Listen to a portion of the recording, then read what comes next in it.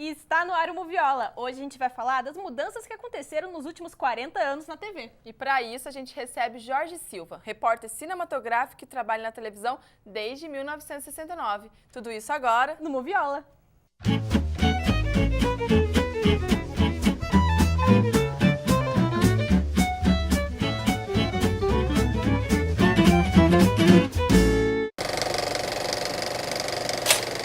Apesar da internet estar em alta, a televisão continua sendo a principal fonte de informação e entretenimento aqui no Brasil. Como se trata de tecnologia, ela está em constante transformação. Mesmo com apenas 63 anos de idade, ela já passou por várias mudanças. Uma pessoa que viu grande parte dessa mudança foi o repórter cinematográfico Jorge Silva. Obrigada pela presença, Jorge. Eu que agradeço a oportunidade que vocês me deram para eu poder contar um pouquinho da história que eu passei por lá, né? Um pouquinho é muita história, né, Jorge? Mas, bom, para começar, eu queria que você contasse como que foi esse começo que você teve na TV Cultura, que foi, em primeiro lugar, a primeira experiência com TV, né? Bom, eu entrei na TV Cultura para revelar filme, porque na época não tinha vídeo ainda e a televisão era, em primeiro lugar, era movida a carvão. Né? Então, para ajudar um pouquinho esse carvão, a gente trabalhava lá na revelação de filme, que revelava-se filme negativo, o pessoal trazia da rua, e eu, como laboratorista, estava lá revelando esse material. Ele saía da minha mão, um filme negativo, que ia lá para o telecine, onde ele ia passar por um processo de reversão e se transformar em filme positivo.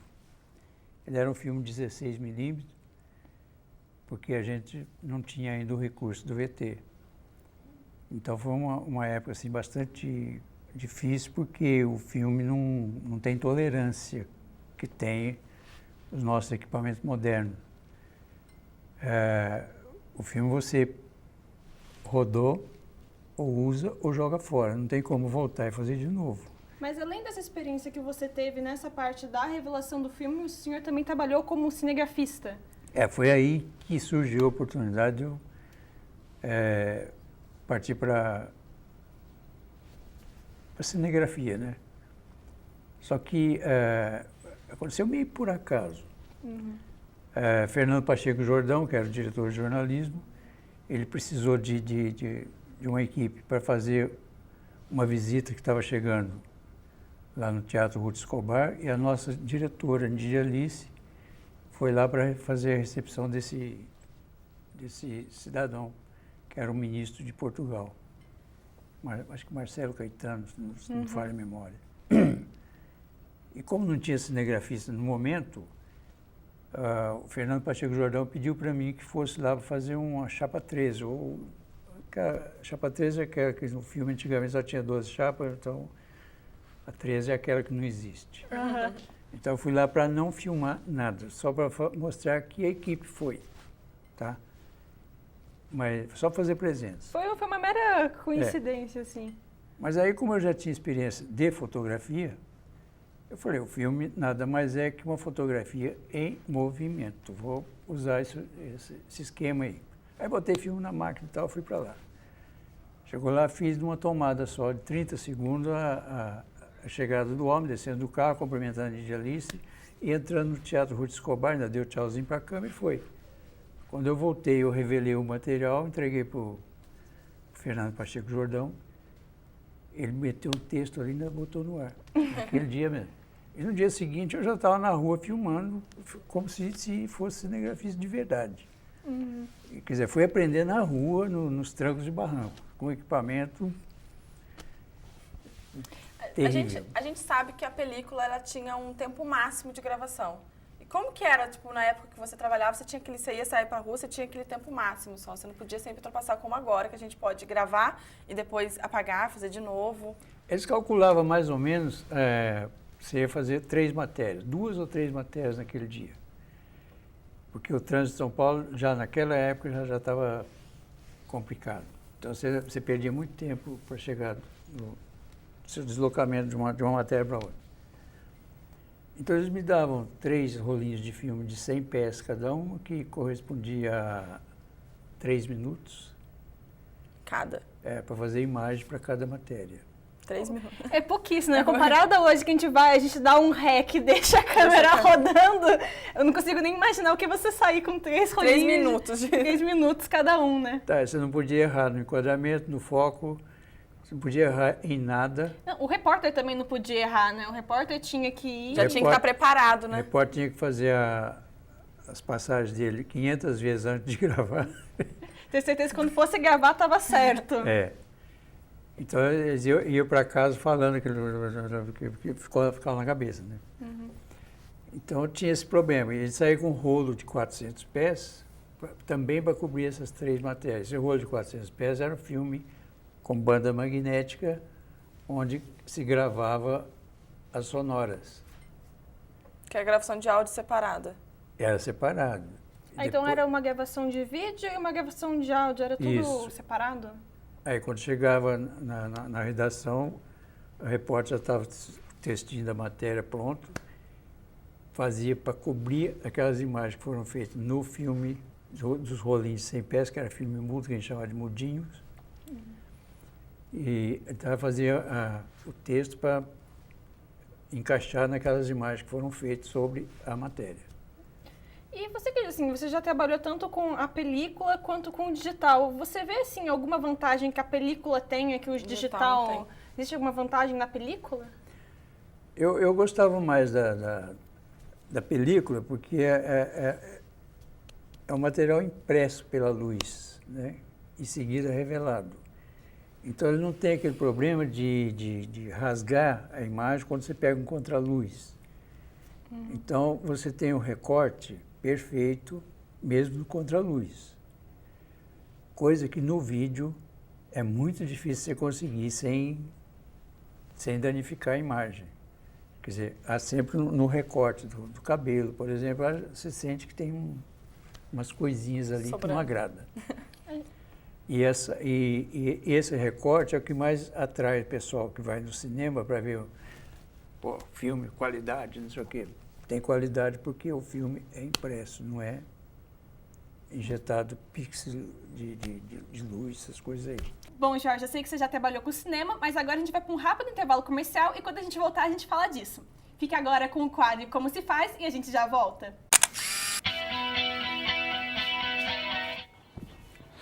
Olá, meu nome é Felipe Soriano e no Como Se Faz de hoje eu vou falar sobre temperatura de cor. Você já deve ter reparado que algumas fotos saem mais azuladas e outras mais avermelhadas. Isso acontece porque entre o azul e o vermelho existe uma escala de cores medidas por Kelvin. Mas por que é importante saber disso?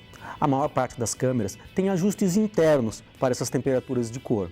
Por exemplo, um dia nublado tem temperatura de Kelvin entre 6.000 a 7.000.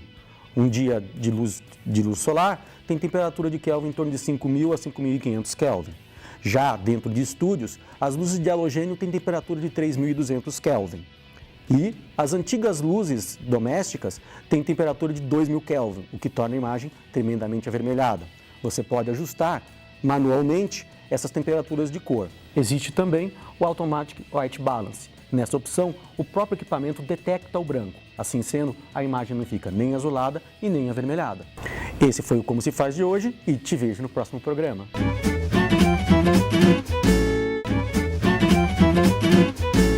Estamos de volta e o Moviola de hoje recebe o Jorge Silva, repórter cinematográfico. Confira agora o quadro Eu Assisti e já já voltamos com a entrevista com o Jorge. Oi, gente, eu assisti Breaking Bad, é uma série maravilhosa, eu recomendo a todos. Eu sou um professor de química que está ferrado na vida e começa a descobrir um pouco da realidade. Recomendo, assistem. Eu assisti Cabaré e eu recomendo, porque a Liza Minnelli tá fantástica. Eu assisti Assassinos por Natureza, é um filme que eu gosto muito, que conta a história de um casal que sai matando alucinadamente e no meio de tudo isso tem um amor muito louco dos dois, que é um amor verdadeiro, então vale a pena ver. Eu assisti Mamma Mia, que é um filme baseado nas músicas do ABBA. Conta a história de uma menina que ela vai se casar. O filme se passa numa ilha grega e toda a trama gira em torno desse casamento, onde ela vai convidar o pai. Mas ela tem 3 possíveis pais.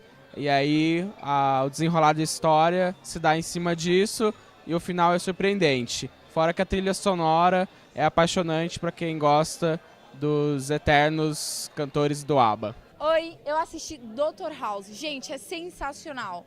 Mexe com um lance de psicologia muito bacana. Vale a pena ver, de verdade. Beijo.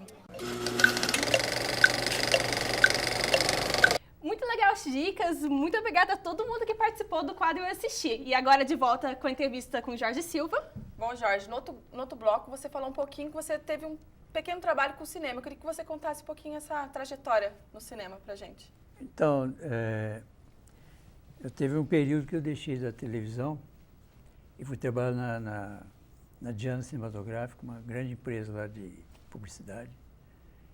E o meu objetivo era fazer um treinamento com filme 35mm, porque a minha ideia era chegar no cinema. Qual que era o filme que usava na televisão? Era o 16mm. E no cinema era o 35. Por que tem essa diferença? Na publicidade e cinema era 35. A gente usa até hoje, né? Mas qual que é a diferença entre os dois? A diferença é que você trabalha com 35 e você passa ele para 16, você na verdade está compactando ou condensando, não sei se o termo é esse, a imagem, ela acaba tendo uma qualidade superior. Quando você condensa do 35 para 16, ela dá uma qualidade melhor. Se fizer o contrário, é como se estivesse rasgando um tecido para você olhar através dele. É mais ou menos isso. A gente pode, sei lá, dar um exemplo de como é o standard e o widescreen agora? É mais ou menos. Que, né, é quase Eu não a entendo- mesma coisa. Não entendo nada dessa área aí, mas Mas bom, continua sobre a experiência que você teve com o cinema. aí eu descobri que havia alguma coisa que não encaixava na minha cabeça. Eu estava acostumado eu botei a mão na câmera, ela é minha. Eu estou fazendo tudo, é o foco, é a íris, tudo é eu que tenho que fazer. Aí no cinema a equipe é muito grande e tem a tradição de aquele cara que vem medir a distância do centro da lente com o objeto a ser filmado, ou a pessoa, o personagem. E esse cara chama foquista. Então, quando eu vou fazer um movimento de câmera, eu dou de cara com uma mão que está pesando ali, me atrapalhando o movimento, sabe? Porque ele está fazendo a parte dele, fazendo foco. É que o cinema, por ter mais tempo de produção, ele acaba tendo uma equipe muito maior também, né? Diferente da reportagem diária, que é aquela coisa, Eu acho que vamos... também eles prezam mais por uma imagem mais, tipo, mais bonita, bem mais produzida, É né? muito mais trabalho, né? Esse que é o problema. Quer dizer, aquilo que você faz na televisão. Eu fico imaginando as novelas que hoje está nesse ritmo enorme de produção, se tivesse que fazer em ritmo de cinema, eles não iam conseguir, não. Porque um filme que dá quase que um capítulo de novela, você leva 1 ano, 2 anos para fazer. Tá? Você chegou a trabalhar também com outro cineasta numa série de documentários na TV Cultura, O Poeta e a Cidade? O Poeta e a Cidade. Então, Roberto Santos, não é? essa série de documentário foi feita pelo Roberto Santos, que era o cineasta na época. Inclusive, eu rendo aqui uma homenagem a uma pessoa que já passou para o andar de cima. E foi uma época muito boa para mim, que eu trocava muita ideia com ele e eu aprendi muito, né? De enquadramento, iluminação, essas coisas todas que hoje eu vejo na minha visão fotográfica. Aprendi muita coisa com ele. E nós fizemos umas 2 ou 3 séries lá. Uma delas é essa aí do Poeta e a Cidade, que era a cidade sendo sob o ponto de vista de um poeta. Mas assim, como que foi essa experiência essa troca, né, de um cineasta e um cinegrafista de reportagem? Teve uma troca de experiências assim? Ah, teve. Porque o time de visual da televisão é diferente do time visual da telona. Uma tela de 12 metros é diferente de 14 polegadas ou 30 polegadas, sei lá. Totalmente diferente, porque na televisão você foca sem precisar fazer o olho dançar. E no cinema você tem que ficar dançando. É aquela coisa, televisão é um pouco mais dinâmico, né? O negócio pode passar mais rápido, mais... Exatamente. Mais do que, A imagem do cinema também é maior. bem maior. Tem muito ponto a ser focado, né? Exatamente. Se você pegar um filme editado para televisão e botar ele na telona, vai fazer uma bagunça, porque você não vai conseguir acompanhar todos os detalhezinhos, porque o tempo de corte é muito mais rápido. Vai ter gente aí por aí que vai discordar de mim. Mas é só ele sentar no cinema e começar a lembrar do que eu falei e vai ver que... Não, sim. Um outro trabalho também que vale a pena destacar é o... Som, Forma e... Movimento. Que é um programa da TV Cultura também. Também rendo homenagem ao produtor desse programa, que já foi. Já foi também. É o Luiz Antônio Simões de Carvalho. E nesse programa ficou como se fosse um tema livre para a gente trabalhar, onde cada programa a gente focava alguma coisa diferente, ou misturava tudo, entendeu? E tinha lá o diretor, que é o Antônio Carlos Rebesque, o famoso Pipoca, que também gostava muito dessas coisas, né? Então a gente entrava cada um no seu ritmo aí e tal, e fazia aquela... interagia um com o outro lá para... Mas a gente pode dizer que era até inovador para a época, né? Que costumava ter um formato mais quadrado e vocês trabalhavam com som, forma e um movimento mesmo. Mas era um tipo de provocação tecnológica, né? Teve alguma coisa que, bom, nem chocou, mas teve uma coisa que causou um pouco de polêmica nessa época, assim? Por causa de vocês terem mudado totalmente, assim, né? O modo de... Ah, sim. De vez em quando saíam umas criticazinhas, inclusive nos jornais, né? Às vezes saía a favor e às vezes saía contra, né? Às vezes chamava a gente de câmera mágica, não sei o que e tal, sem citar nome, né? Falava, o programa tal, com a sua câmera mágica, não sei o que, não sei o que. Mas era por causa da bagunça que a gente fazia. Mas deixando assim um pouco de lado o cinema, essa câmera diferente, vamos falar um pouquinho da câmera mais tradicional da época. A técnica em si. Assim, qual que você sente que é a maior, principal diferença daquela época para agora? Olha, eu diria que hoje está tudo mamão com açúcar, né? Aquilo que eu tinha que carregar pendurado no pescoço, chamado fotômetro e um kelvinômetro, hoje quem carrega é a câmera. Porque ela bate o olho ali, ela já faz a leitura da luz que ela está recebendo ali, que tipo de luz, se tem muito, se tem pouco, tá? A temperatura da luz que está ligada à kelvinometria, que era a porcaria daquele kelvinômetro que eu carregava, que ele ficava indicando para mim, coloca o filtro tal, coloca o diafragma não sei o quê, faz não sei o que lá, tá? E tudo aquilo tinha que enfiar na cabeça. E cada luz que você pega é diferente. Então, mais do que entender a imagem, o cinegrafista ele tinha que entender realmente do funcionamento da câmera, né? E a câmera não tinha tolerância que tem as de hoje, que ela faz tudo sozinha, né? Até o áudio, se você regulou direitinho, mostrou para ela o que você quer, larga ali, não precisa mexer mais, que ela faz tudo. E naquela época era tudo na unha, ou você sabe fazer ou vai dançar. Então você acha que os repórteres cinematográficos de agora estão bem acomodados? Ou...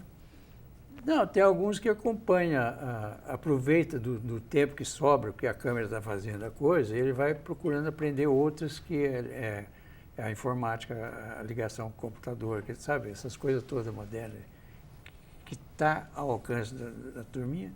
Eu já não estou mais mexendo com isso, porque achei que agora o negócio é para garotada. Né? Bom, Jorge, nosso programa está chegando ao fim. E eu queria que você deixasse alguma dica ou um recado. Esse ramo de cinegrafia, né? Alguém que tem vontade de ser repórter cinematográfico. Olha, tem uma... eu costumo dizer que tem 3 visões que é importante para o repórter cinematográfico. Que é a visão jornalística, que está em dia com o noticiário mundial. Hoje não é mais nacional, né? É mundial. Tá?